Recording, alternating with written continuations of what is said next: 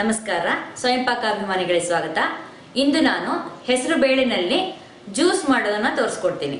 ಬೇಸಿಗೆ ಕಾಲದಲ್ಲಿ ನಮಗೆ ಹೆಚ್ಚು ಬಾಯಾರಿಕೆ ಆಗೋದ್ರಿಂದ ಎಷ್ಟು ನೀರು ಕುಡಿದ್ರೂ ಸಾಕಾಗಲ್ಲ. ಅವಾಗ ನಾವು ಜ್ಯೂಸು ಮಜ್ಜಿಗೆ ಎಲ್ಲ ಕುಡಿತೀವಿ. ಅದೇ ತರ ನೀವು ಈ ಹೆಸರು ಬೇಳೆನಲ್ಲಿ ಜ್ಯೂಸ್ ಮಾಡ್ಕೊಂಡ್ರೆ ಕುಡಿದ್ರೆ ನಿಮ್ಮ ದೇಹ ಕೂಡ ತಂಪಾಗಿರುತ್ತೆ.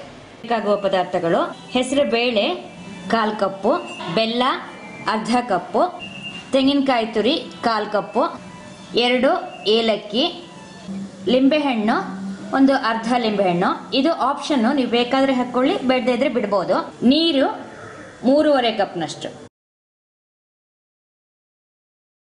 ಹೆಸರು ಬೇಳೆನ ಕ್ಲೀನಾಗಿ ತೊಳೆದ್ಬಿಟ್ಟು 1 ಕಪ್ನಷ್ಟು ನೀರು ಹಾಕಿಬಿಟ್ಟು ಸುಮಾರು 1 ಗಂಟೆ ನೆನೆ ಇಡಿ. ಈಗ ನಾನು ನೆನೆ ಇಟ್ಟಿದ್ದು 1 ಗಂಟೆ ಆಗಿದೆ. ಇದು ಸ್ವಲ್ಪ ನೀರು ತೆಗೆದ್ಬಿಟ್ಟು ಇದನ್ನ ಮಿಕ್ಸಿ ಜಾರಿಗೆ ಹಾಕಿ, ಏಲಕ್ಕಿನೂ ಹಾಕಿ, ತೆಂಗಿನಕಾಯಿ ತುರಿನೂ ಹಾಕಿ. ಇದು ನಾನಿಲ್ಲಿ ಪುಡಿ ಬೆಲ್ಲ ತಗೊಂಡಿದ್ದೀನಿ. ಇದು ಒಂದೊಂದು ನೋಡಿ ಸ್ವಲ್ಪ ಗಟ್ಟಿಯಾಗಿರುತ್ತೆ. ಆವಾಗ ನೀವು ಇದನ್ನು ಕೂಡ ಇದ್ರ ಜೊತೆಗೆ ಹಾಕ್ಬೋದು. ಎಲ್ಲ ಹಾಕಿದ ಮೇಲೆ ಸಣ್ಣಗೆ ರುಬ್ಕೊಳ್ಳಿ. ಇದನ್ನ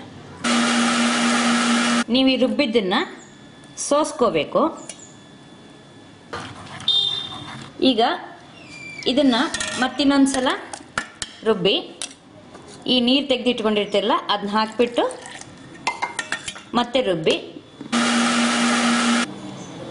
ಮತ್ತೆ ಇದನ್ನ ಸೋಸಿ ಇದನ್ನ ಮತ್ತೆ ವಾಪಸ್ ಹಾಕಿ, ಹೀಗೆ ಒಂದು 3-4 ಸಲ ನೀವು ರುಬ್ಬಿಟ್ಟು ಅದನ್ನ ಸೋಸಿ ನೀರು ಹಾಕೊಳ್ತಾ ರುಬ್ಬಿ. ಈಗ ನಾನೊಂದು 4 ಸಲ ಇದನ್ನ ಮಿಕ್ಸಿನಲ್ಲಿ ರುಬ್ಬಿ ಸೋಸ್ತಾ ಇದ್ದೀನಿ. ಸೋಸಿದ್ಮೇಲೆ ಈ ಉಳಿದಿದ್ದನ್ನ ಉಪಯೋಗಿಸ್ಬೇಡಿ, ಇದನ್ನ ತೆಗೆದ್ಬಿಡಿ. ಈ ಲಿಂಬೆಹಣ್ಣನ್ನ ಇದಕ್ಕೆ ಹಿಂಡೋಣ. ಮೊದಲೇ ಹೇಳ್ದಂಗೆ ಈ ಲಿಂಬೆಹಣ್ಣು ಆಪ್ಷನ್, ನೀವು ಬೇಕಾದ್ರೆ ಹಾಕೊಳ್ಳಿ, ಬೇಡದೇ ಬಿಡಿ. ಒಂದು ಸಣ್ಣ ಗಾತ್ರದಲ್ಲೇ ಲಿಂಬೆಹಣ್ಣು ತಗೊಂಡ್ರೆ ಅದರ ಅರ್ಧ ಹಾಕಿದ್ರೆ ಸಾಕು. ಚೆನ್ನಾಗಿ ಒಂದ್ಸಲ ಮಿಕ್ಸ್ ಮಾಡಿಬಿಡಿ ಎಲ್ಲ.